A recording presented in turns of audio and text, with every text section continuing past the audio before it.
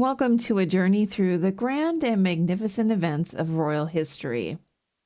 From the castles of medieval Europe to the palaces of the modern-day monarchy, we will explore the moments that define the lives of kings and queens and the events that shaped the course of history. From the coronation of William the Conqueror to the abdication of Edward VIII, and from the assassination of Archduke Franz Ferdinand to the wedding of Edward VII and Queen Alexandra. These are the tales of power, passion, love, and tragedy that have captured the imagination of generations. So sit back, relax, and join us as we delve into the rich and fascinating history of royalty. The Tudors Dynasty Podcast.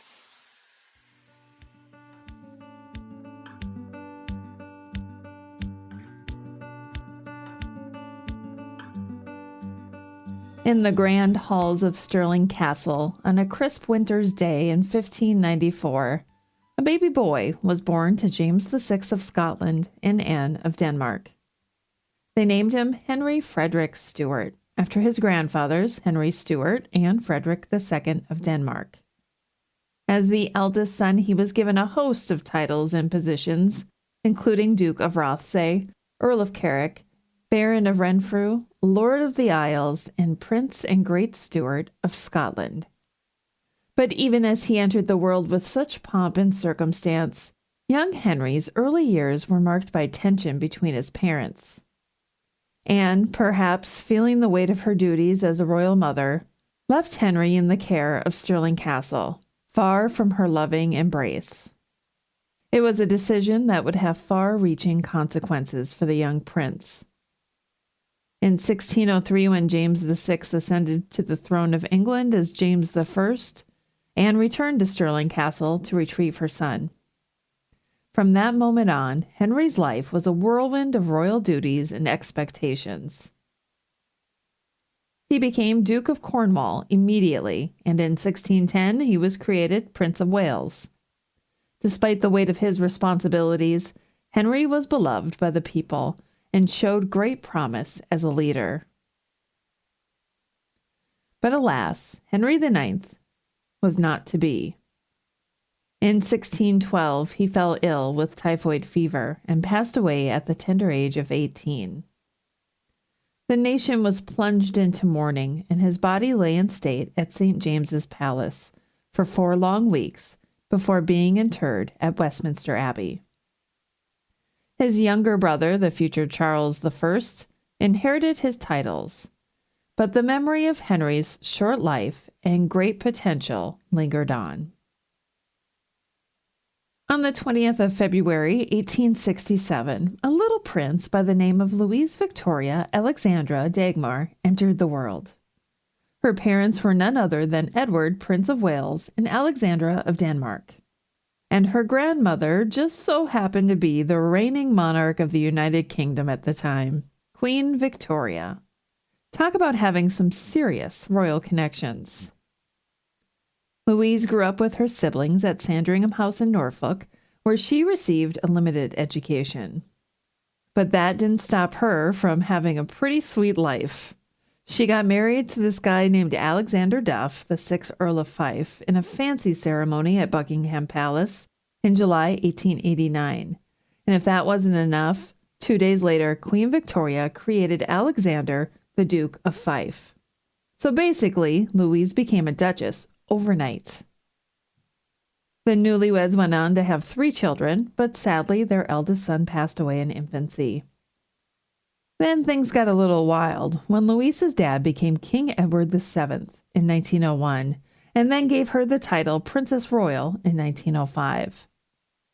But as with all good things, Louise's story took a sad turn. While the family was sailing to Egypt in 1911, Alexander got really sick after being shipwrecked in Morocco and passed away in Egypt the following year.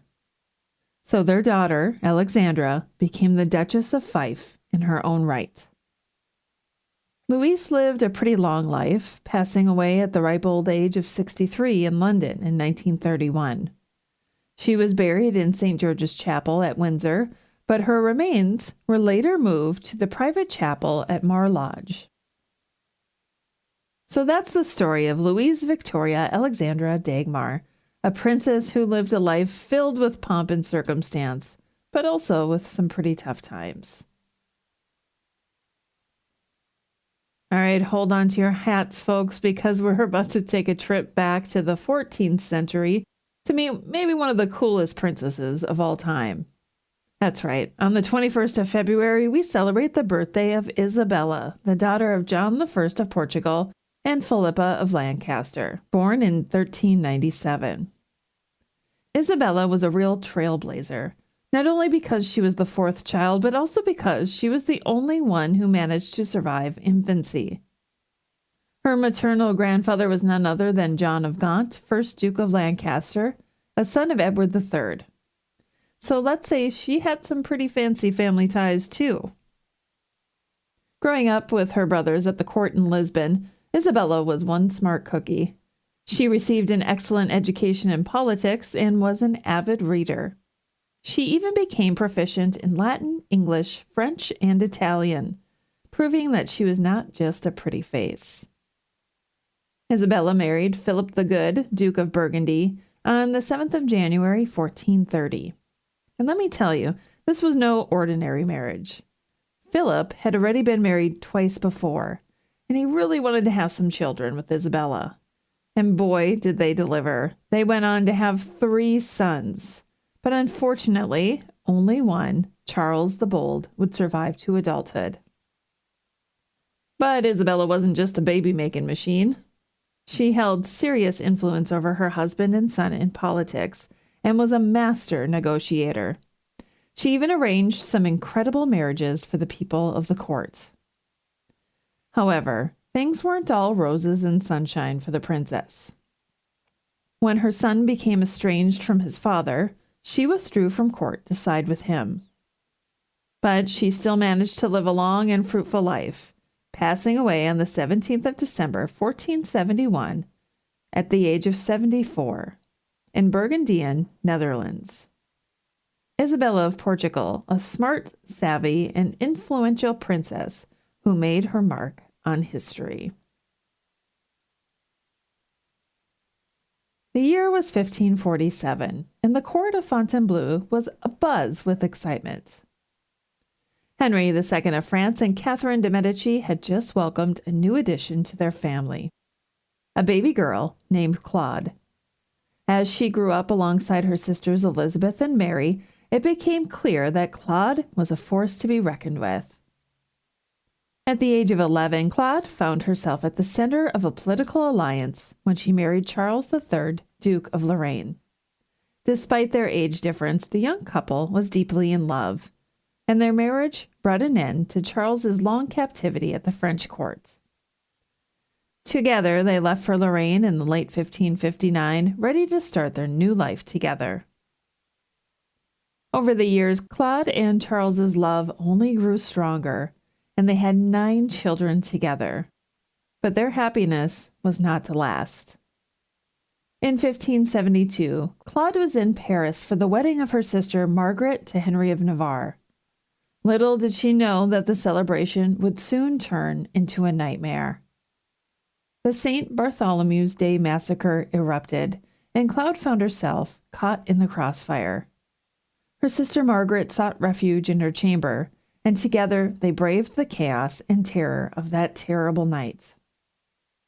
But sadly, Claude's time on earth was short-lived. In 1575, she passed away in childbirth at the age of 27, leaving behind a devastated husband and children. Though her time on earth was short, Claude's legacy lived on through her children, and the memory of her strength and resilience remained a beacon of hope for generations to come. Allow me to share with you the tale of Isabel, a princess who lived a life so remarkable that it still inspires us to this day. Born in March 1224 to the great Louis VIII of France and Blanche of Castile, Isabel was the 11th child of the royal couple and the only daughter to survive. But from the beginning, she was destined for greatness. Isabel's unwavering devotion to the Lord was a sight to behold, and even from a young age it was clear that she was destined for something truly special. Despite being betrothed to a few royal princes, Isabel remained committed to a life of celibacy, dedicating herself entirely to her faith.